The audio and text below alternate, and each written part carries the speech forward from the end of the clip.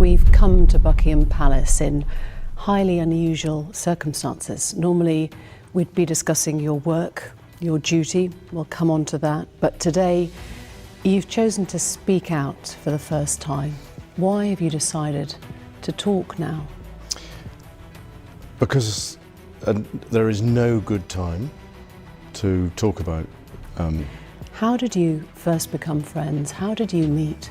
We've come to Buckingham Palace in unusual circumstances. Normally, we'd be talking about duty, but today you've decided to speak. Why now? In this dramatized narrative, the camera doesn't linger on ceremony. It lingers on hesitation, the kind that comes before a sentence you can't take back. Prince Andrew doesn't begin with a rehearsed denial or the familiar language of royal distance. There's no polished phrasing designed to blur meaning.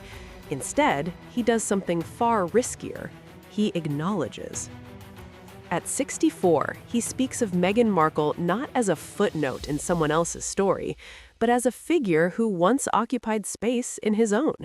He calls her bright, personable, the safe compliments people offer when they're trying not to reveal too much.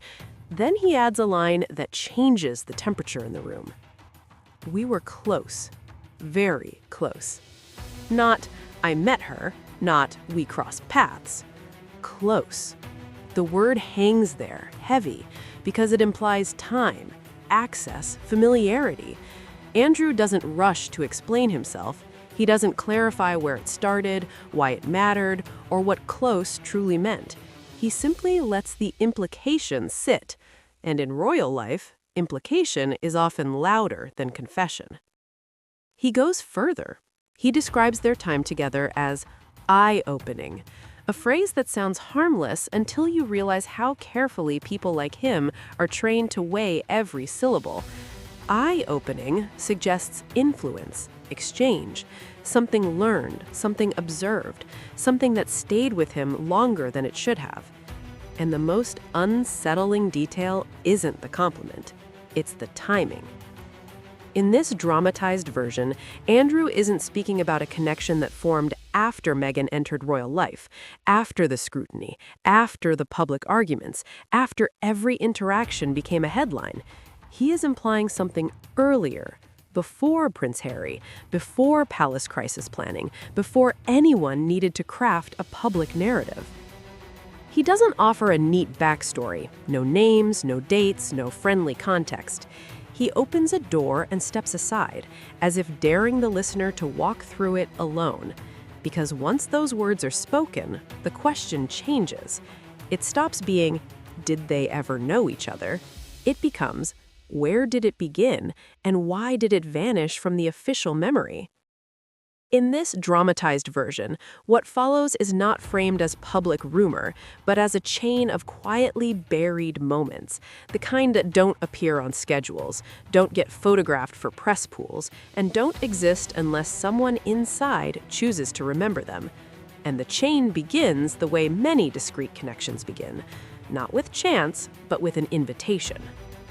In the summer of 2015, Meghan receives a message that doesn't come through conventional channels, not through an agent, not through a press representative, not through a public charity. It arrives through private intermediaries, people who make introductions between circles that aren't meant to overlap in daylight. The invitation is informal but precise, a short Mediterranean getaway, a carefully controlled guest list, no cameras, no public itinerary, a trip marketed with vague language like philanthropic gathering or private networking, the kind of phrase that can mean anything and therefore explains nothing. And in this story, one name is quietly confirmed: Prince Andrew. Officially, he has no reason to be there. There is no public diary entry, no royal announcement, no record intended for outside eyes. Unofficially, the setting is familiar: private gatherings where discretion is the price of admission. Meghan accepts.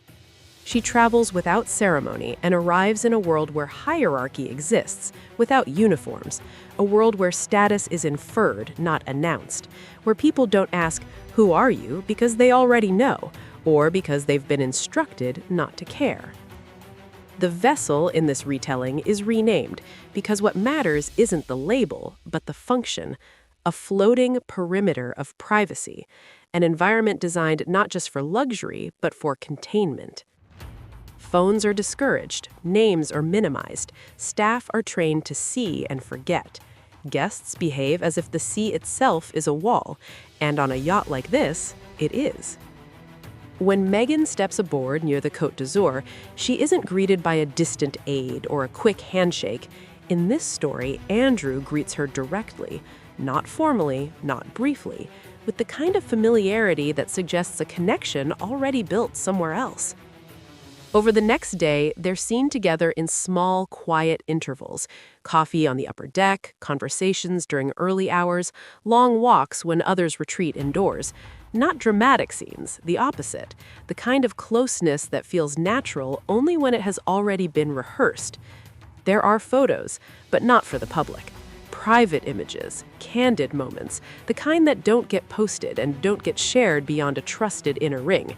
In this narrative, those images never reach the outside world. They are stopped before they can drift beyond the yacht's orbit.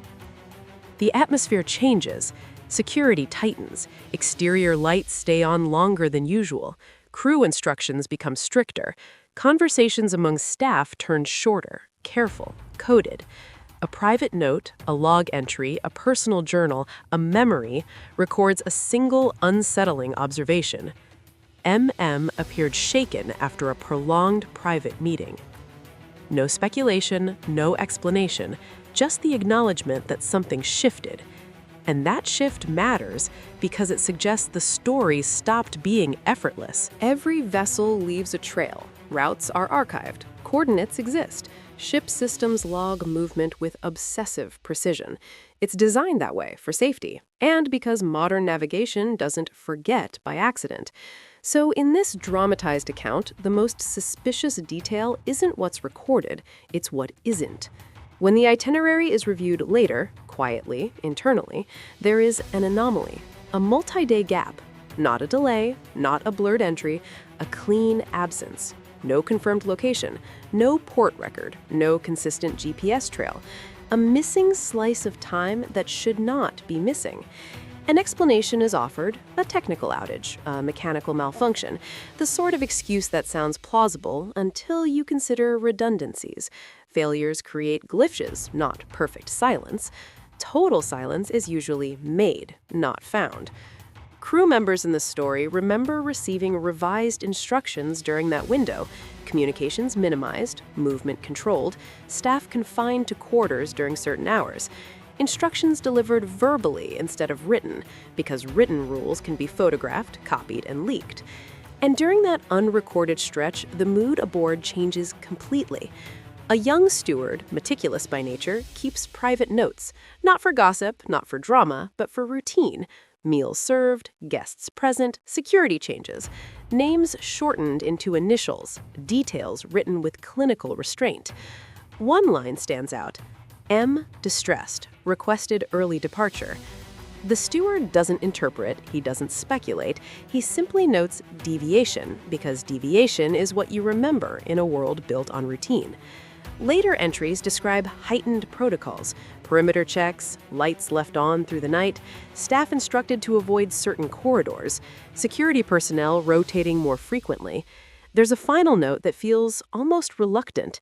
Communications paused, awaiting clearance. Clearance from whom isn't written, but the implication is unmistakable. Authority exists above the yacht, and that authority is being consulted.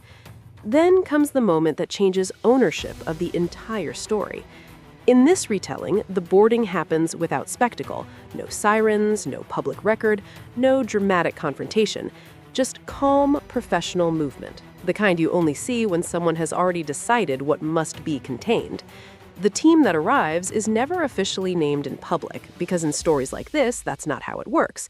The emphasis isn't on the badge, it's on the purpose. They sweep the vessel, but not like routine maritime inspection. They aren't searching for weapons, they are searching for devices. And in this narrative, devices are found. Not casual bugs from curious staff, not sloppy equipment, but hidden recording units designed for local storage, capturing audio without transmitting it. That distinction matters because it suggests intent, not to broadcast, but to collect. The devices are removed quietly. Crew are separated. Instructions are delivered in firm, simple language. Do not discuss what you saw. Do not repeat what you heard. Documents are signed before anyone is allowed to leave. Non-disclosure agreements that function like locks placed on memory. No charges are filed. No statements are released. Nothing appears in the news. From the outside, nothing happened. But internally, everything changes, because once sensitive material is seized, it stops belonging to the people who lived it. It becomes property of the institution. And institutions don't destroy what they might need later. They archive it. In this story, what's recovered doesn't enter public evidence channels. It doesn't go into a courtroom record.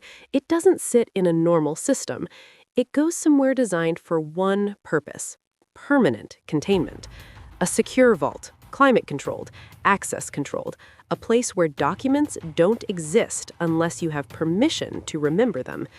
Inside this vault, the materials are cataloged: audio files, partial transcripts, intercepted photographs, internal summaries. Everything labeled, nothing discarded, because classification isn't about truth, it's about control. And control is about narrative ownership. That is why Andrew's timing matters in this dramatized scenario. He speaks after years of silence, after public roles have narrowed, after institutional protection is no longer guaranteed. His words don't function like redemption, they function like positioning. By admitting closeness without offering detail, he signals that the story exists and that fragments may no longer be fully contained. He doesn't deny, he doesn't confirm specifics. He leaves the thread hanging, because hanging threads create leverage. They keep institutions cautious. They remind people in power that vaults only work as long as every copy stays where it belongs. One missing file, one duplicated drive, one unlogged memory, and containment becomes fragile. This is the line the narrative draws. Vaults are built to protect institutions, not to preserve innocence. They exist so history can be managed, not so it can be understood. But even the best containment systems can fail when loyalty fractures. In this version of the story, something didn't return to the archive. One recording was never properly logged back into storage. One piece of the night survived outside the vault. Not enough to tell the whole truth, but enough to keep everyone nervous. And now, years later, Andrew begins speaking in measured fragments, not to clear his name, but to remind the machine that silence is only useful while it holds. Because sometimes silence becomes riskier than disclosure. And when a story survives containment, it doesn't reappear politely, it reappears on its own terms, not asking for permission, not waiting for the palace, not obeying the rules that once kept it buried. It waits until the moment the institution can no longer guarantee it owns every copy.